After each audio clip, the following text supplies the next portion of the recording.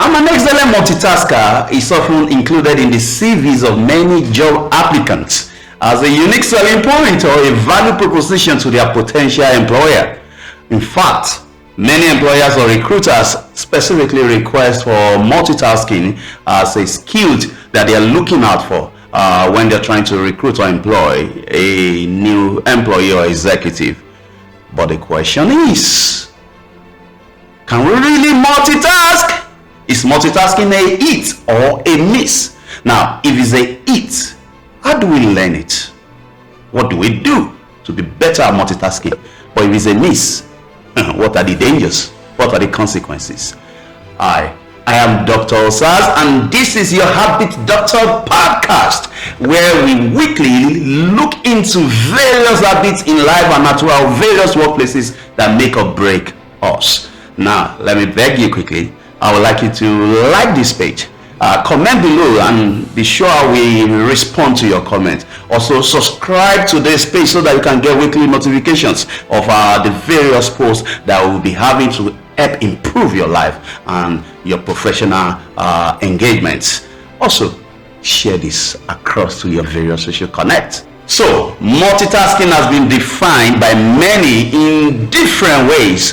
Some have said is that habit or phenomenon where you can get multiple jobs or tasks done at the same time, or you can get as much as possible done within a limited time. Others have defined it as a way of moving from one task fast enough to another one so that you can get as many tasks done as possible.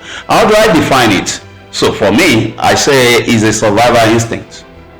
Yeah, it's a survival instinct for switching from one task to another. Switching from one task to another in order to get as many tasks done as possible within a limited time. But the reality is this: are we really multitasking? So let's go deeper into this. The reality of multitasking is this: it's actually a survival instinct.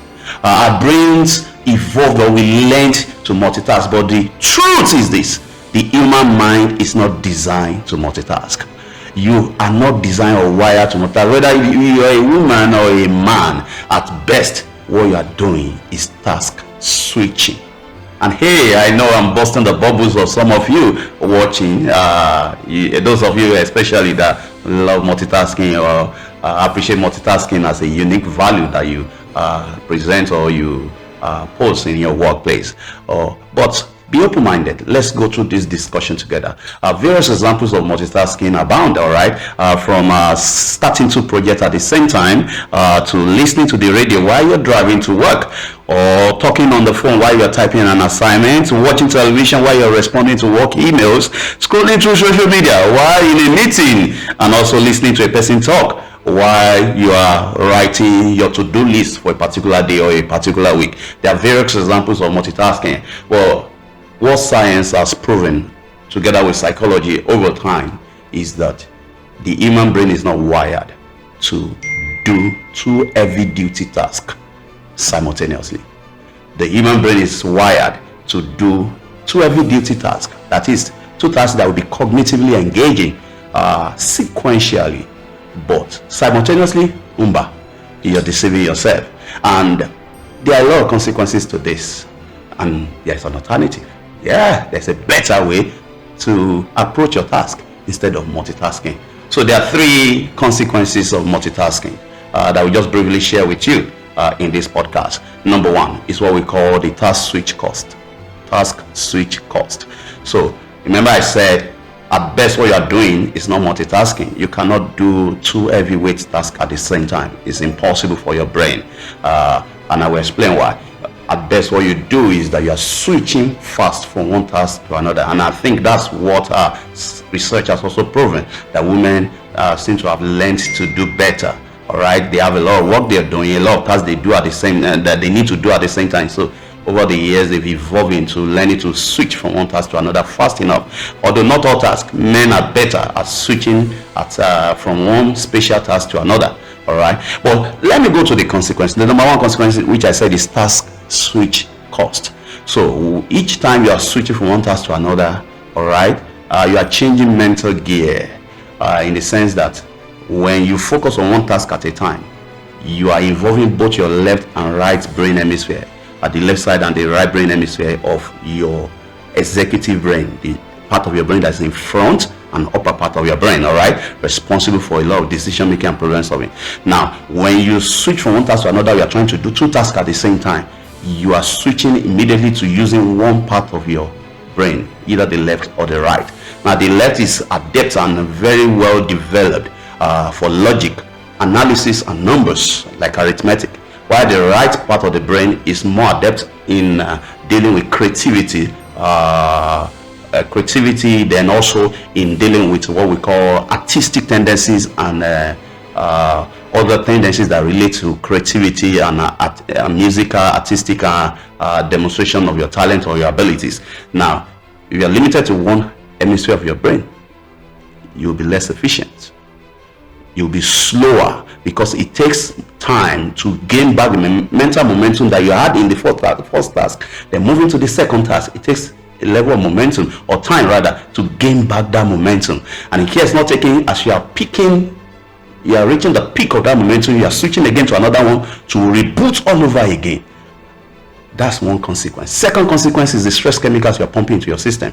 You feel stress as a result of that because that's not the natural atmosphere of your brain. All right, so you are pumping stress chemicals into your system that will accelerate your aging and also further reduce your mental performance and even affect your health. Third consequence is even the biggest concern for me.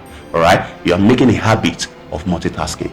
Whatever you do repeatedly becomes a habit, and this is the problem. Research has shown that in a lot of multitaskers, especially chronic multitaskers, distractibility and impulsivity is high.